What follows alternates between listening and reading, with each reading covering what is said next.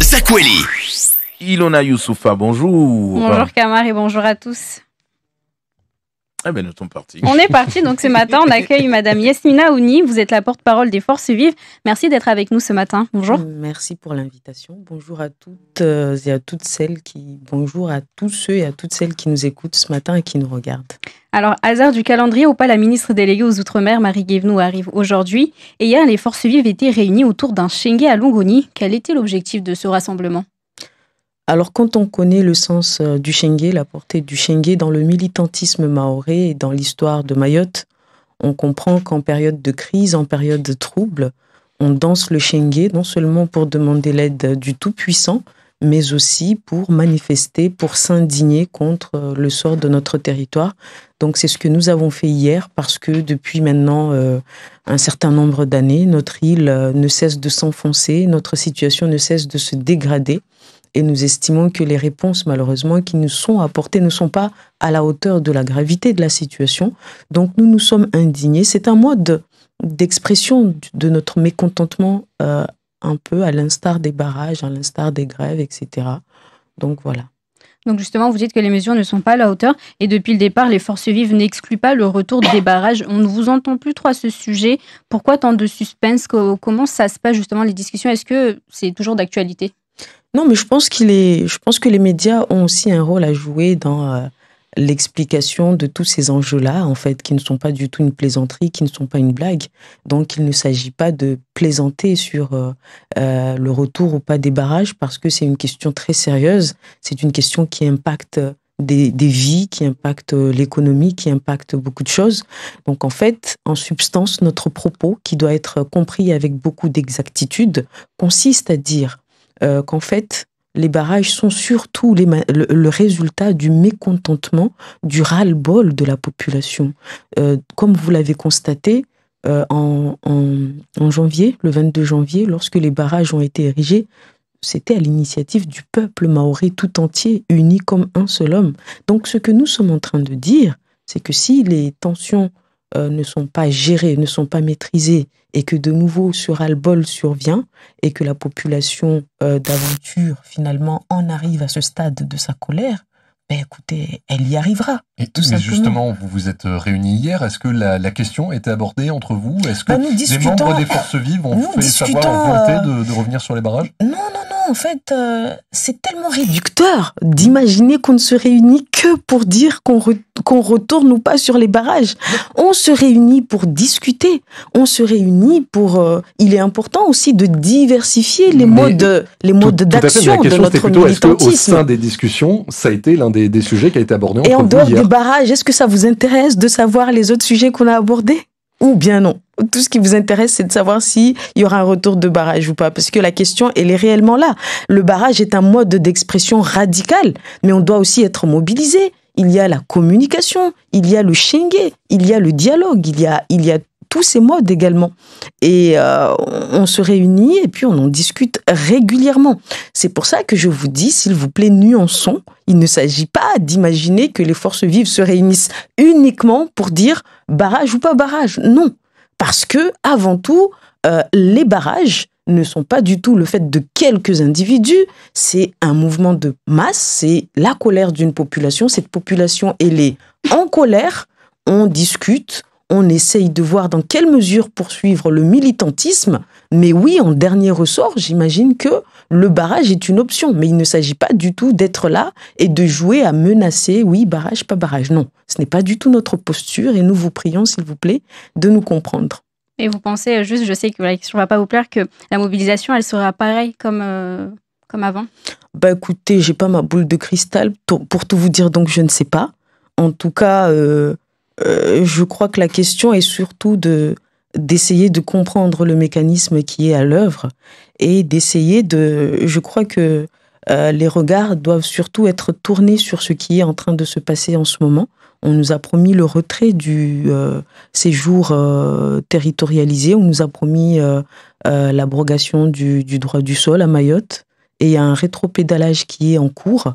Et je pense que c'est surtout à ce niveau-là qu'il nous faut nous interroger et nous poser beaucoup de questions, parce que ce sont certaines des promesses qui ont permis en fait de sortir de la crise de 2024 Et là, à peine quelques mois, on constate qu'il y a donc un revirement de situation et c'est grave parce que cela signifie qu'au final, la population, pendant 36 jours, a manifesté sa colère en vain puisqu'elle n'a pas été entendue finalement. Et justement, le ministre de l'Intérieur avait promis de présenter le projet de loi Mayotte le 22 mai en Conseil des ministres. Finalement, à cette date, il sera soumis aux élus du département. Il ne sera présenté que début juillet au gouvernement. Vous avez encore confiance au gouvernement ? Ben non, absolument pas.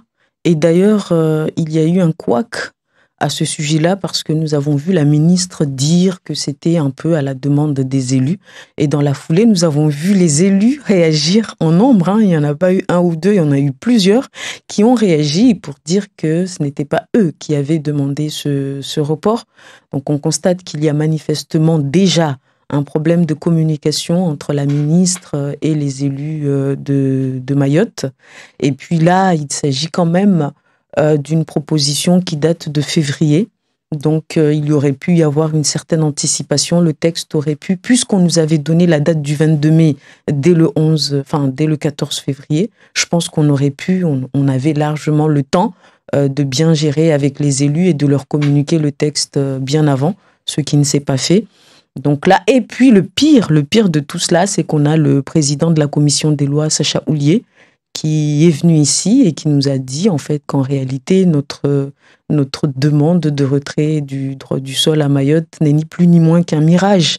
Donc on voit bien qu'au sein du gouvernement, cette promesse qui a été faite ici par Gérald Darmanin, écoutez, elle risque d'être une promesse non tenue. Et voilà. C'est la 4e fois que Marie Guévenoux vient. Aujourd'hui, vous attendez quoi ? Quelles sont vos attentes ? En fait, la plupart du temps, là, au fil de ces visites, on constate qu'elle ne vient que pour encore plus nous sortir de notre enchantement. À chaque fois qu'elle vient, c'est un désenchantement. Je sais que lors de sa dernière visite, il s'agissait de plus ou moins préparer les élus au fait que l'engagement qui avait été pris à travers le courrier du 14 février ne sera pas tenu.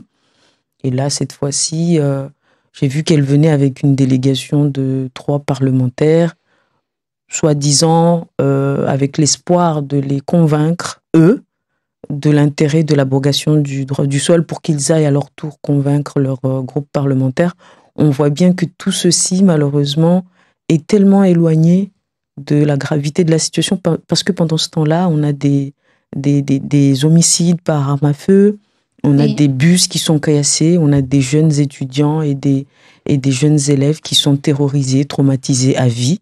On a notre vie, en fait, qui est en suspens. On ne vit pas ici.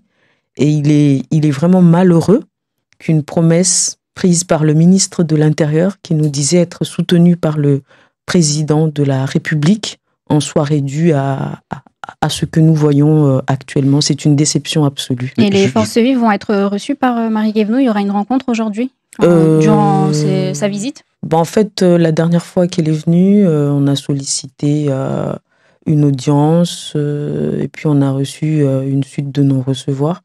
Et puis cette fois-ci, je vous avoue que il serait compliqué de dialoguer avec elle, sachant que il est malheureux de le dire, mais malheureusement c'est comme ça. Elle prépare son discours depuis Paris, elle le répète à chacun de ses rendez-vous médiatiques. Et ensuite elle rentre à Paris, mais j'ai l'impression qu'elle n'est pas du tout à l'écoute des forces locales, aussi bien des forces politiques que des forces militantes.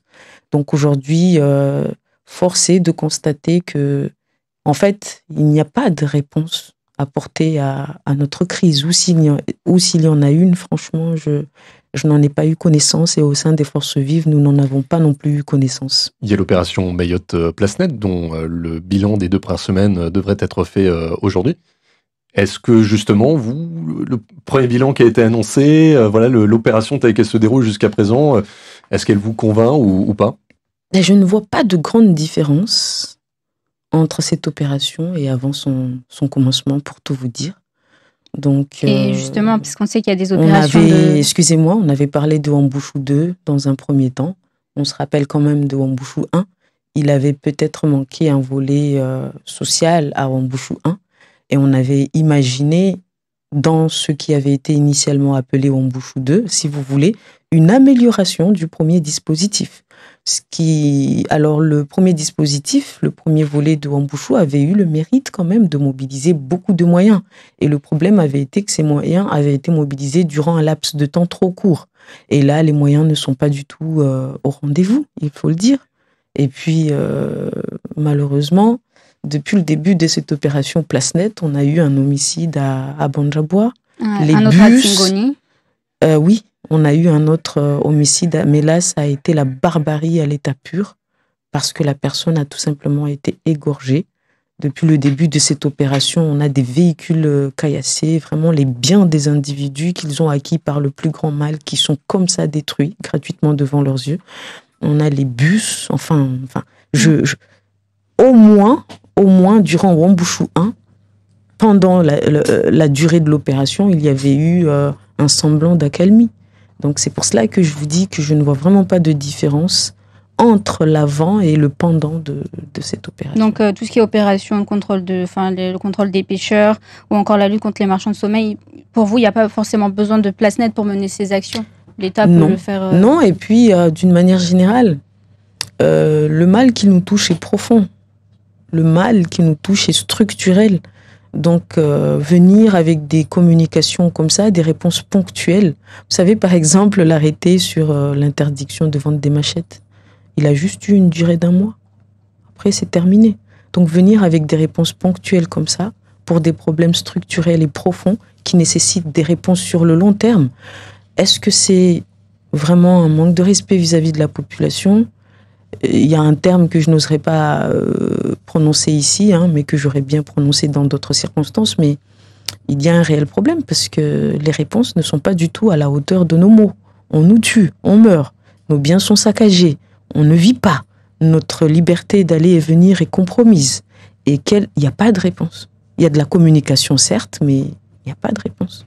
Rien ne change dans notre quotidien. Peut-être que la communication change, mais rien ne change. J'avais aussi une autre question. L'épidémie de choléra, 37 cas de choléra identifiés. Le ministre de la Santé, qui va se déplacer la semaine prochaine à Mayotte, a dit sur notre antenne que la situation est sous contrôle. Vous faites quelle lecture vous, de la situation ? Non, mais c'est effrayant. Là, c'est encore une autre illustration du décalage entre la réalité des problèmes et les réponses qui sont apportées. On a vu que dans la seule journée de mardi, il y a eu 9 décès à Anjouan. Et nous savons très bien qu'il y a un dispositif de kwassa sanitaire qui est à l'œuvre. Et d'ailleurs, c'est par les kwassa que le choléra est arrivé ici. Donc, la première des réponses, devrait être un réel renforcement du contrôle de nos frontières pour éviter justement que cette réponse, elle n'a pas eu lieu. Donc, le choléra est arrivé ici. Et là, on voit très bien qu'il se propage.